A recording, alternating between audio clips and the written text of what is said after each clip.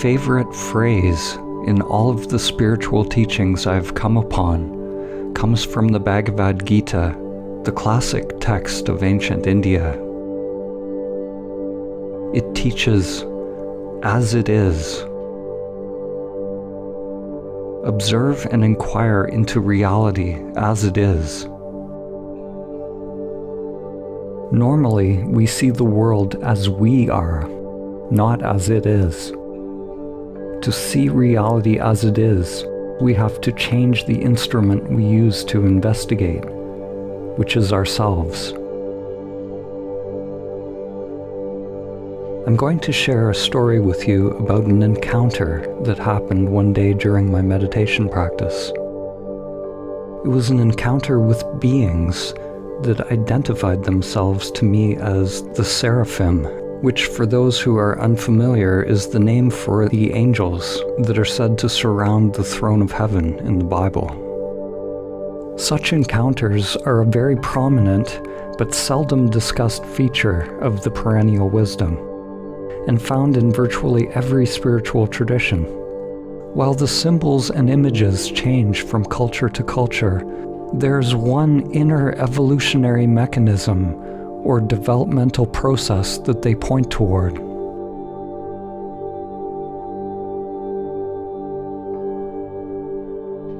This experience was very humbling for me. For most of my life, my ego structure has had an aversion to people who talk about angels, or any otherworldly beings for that matter. I had a lot of judgment and concepts around these things. But nevertheless, I have a clear inner direction to report on my experience. So perhaps this is some kind of karmic reckoning for me. What I'm going to talk about is not related to religion or beliefs, but has to do with encountering new dimensions of your own being. I'm going to try to convey the experience precisely, without interpretation or concepts. I do have some insights that I will share at the end. But I think it's important that the description of the actual experience is neutral, without any embellishment. This experience happened during a period when I was doing a lot of meditation. I entered into a samadhi state or a turiya state, which is described in the samadhi films in detail. So this was a state of continuous presence of primordial awareness, and it lasted for several days. I had been doing meditation for over 20 years, and also had run a meditation retreat center, the Samadhi Center in Canada, for several years. Early in my practice, I started out using various techniques, particularly Buddhist techniques such as those related to shamatha, which is tranquility, vipassana, which is insight meditation. And after exploring techniques for over a decade, I was drawn eventually to the practices of non-doing or non-practice, self-inquiry, mahamudra, choiceless awareness, shikantaza, or what they call just sitting in Zen. I realized that the meditation that leads to samadhi is not an activity or a doing, but a waking up to the dimension of being, which is what I've referred to as primordial awareness. On the day in question, I was abiding as awareness, allowing everything to be as it is, and I had stopped discriminating pain and pleasure. I was experiencing Sat-Chit-Ananda, the bliss that comes when primordial awareness is present. One realizes a new level of consciousness that includes and yet transcends the senses. The senses are essentially maxed out, and energy expands through them into higher realms, activating what Rudolf Steiner would call organs of higher perception. In this experience, an unfamiliar but profoundly exquisite feeling rose up within the energetic body, like a new dimension of consciousness waking up, or a new faculty coming online. This isn't my usual language, but it felt like this feeling was placed in me by God. There's always a tendency within the ego to grasp and hold experiences, especially when beautiful experiences happen. But on this day, I didn't grasp at it. I just allowed it to unfold without any thoughts arising whatsoever, just having a complete experience of it. At least initially this was the case. I would describe it as a deeply sacred feeling, and I felt intuitively that this was an ancient way to pray. This was prayer itself. Until this moment, I had not known what true prayer was. If you had asked me prior to this, I undoubtedly would have said that I did know. My ego, which is a highly spiritualized ego, likes to think that it knows everything, but it gets humbled over and over. Now I know that I don't know what I don't know. The phenomena unfolding within the self-structure was something different than what for 20 years I considered meditation to be. It was something utterly unknown. I began to meditate or pray in this sacred way, although I can take no credit for it happening whatsoever. It was just happening. It was like the body and energy structure were being prayed. Awareness was purely aware, non-local, all-pervasive, yet nowhere. Samadhi is not an experience, but a collapse of the duality of experiencer and the experienced. A luminous presence appeared, interfacing with my energy field at the third eye. At this point, there were actually several levels of phenomena playing out simultaneously. I was aware of my gross physical body meditating, and through the inner vision, I perceived what seemed to be some kind of a temple.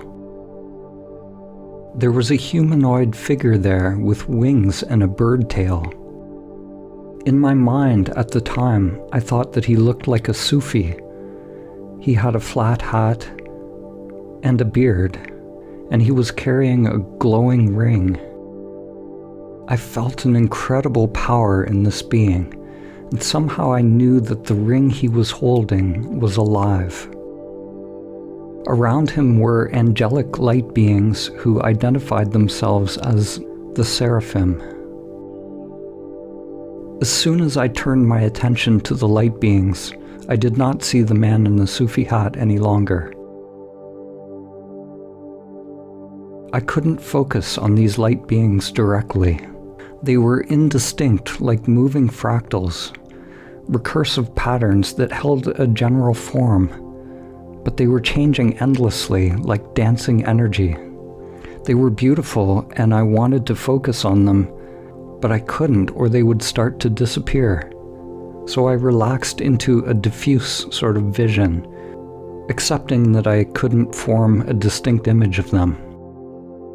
There were 3 of them, and they moved and spoke as one. These are their exact words.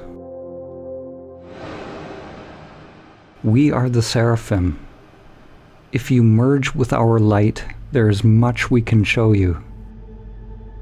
To become like us, you must burn only with love for the Creator, and His consuming fire will quickly transform you into the flaming likeness of the Seraphim." They emphasized the word only, and the word felt significant. Each of the 3 was emanating the same sacred feeling or vibration.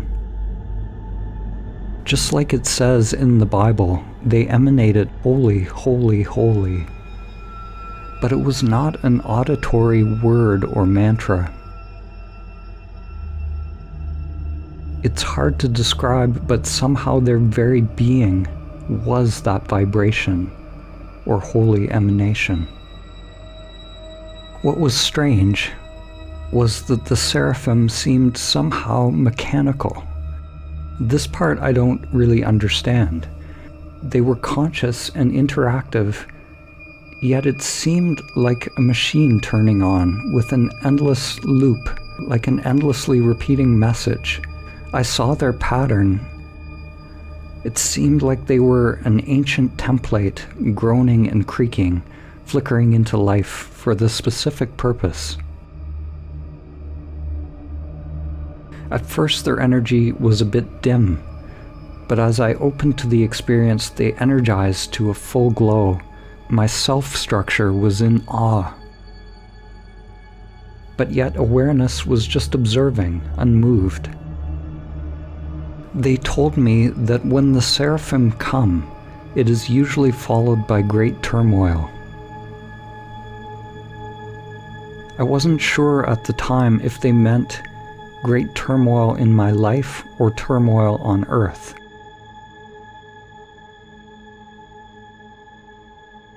Through the seraphim, the soul is able to complete its journey to God and live. Those were the exact words given. Through the seraphim, the soul is able to complete its journey to God and live. The sacred feeling started to grow, and I began to feel a deep love, a love without discrimination, like a sun shining. There are no words for this.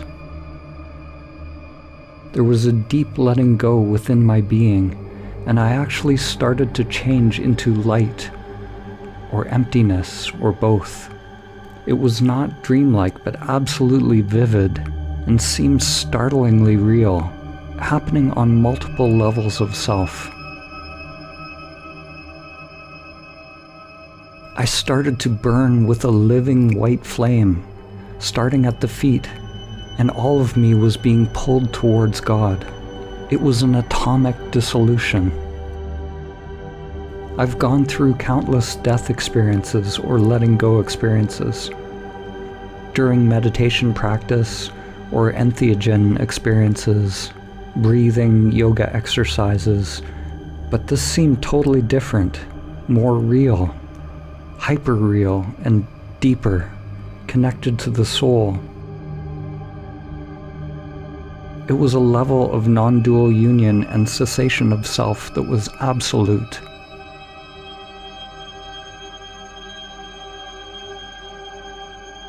When this dissolution started happening, at a point my mind came back online and asked, "Am I dying? Is this the end of my actual life?" And as soon as that happened, I realized I had become identified. I had generated an egoic thought, a fearful thought, and the dissolution process stopped. Everything vanished. If whatever was happening had completed, I honestly don't know if I would be here to tell about it. So that is the description of the event itself. Now I'm going to give you a sort of commentary, what I think or feel about the event. So first, this was a surprising event for several reasons. In this single experience, I confirmed without a doubt that the higher realms described by the spiritual masters are as real or more real than this world. It was also surprising that it happened to me, even though to a large degree there was a letting go of my self-identification. I certainly am not the strongest meditator. I'm not prone to devotion. And although I've done a lot of inner work and maybe purified many attachments, I still fall into identification and ego entrapments. I'm far from being any kind of saint. So my opinion, or my feeling about this, is that I was given a preview of what is to come, of what is possible for human evolution, so that I can tell you about it. To prepare the groundwork for those who will come in the future, who will grow and evolve into union with the Source. Through imitation of the seraphim, or you could say by matching their vibration, humans can have the same unmediated union with God. We're meant to imitate them, merge with their light, to become like them, but not to worship them. They represent a latent possibility within ourselves. It's important to let go of the experience so that you don't add it to your self-structure, so that the ego doesn't hang on to it and create some identity or some new locked-in worldview. The paradox is that peak experiences or mystical experiences tend to unfold around samadhi. But it is important not to confuse any experience with samadhi itself. There are a number of insights that I've taken from the experience. When I came back into the world from this, one huge insight was that we as human beings are utterly ignorant of what we are and what our place is in the universe.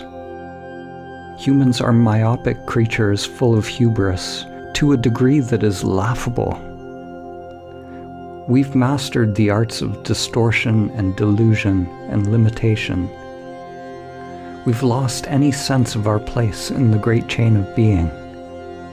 Instead, we've cultivated an independent self, which is an amazing creation in its own right.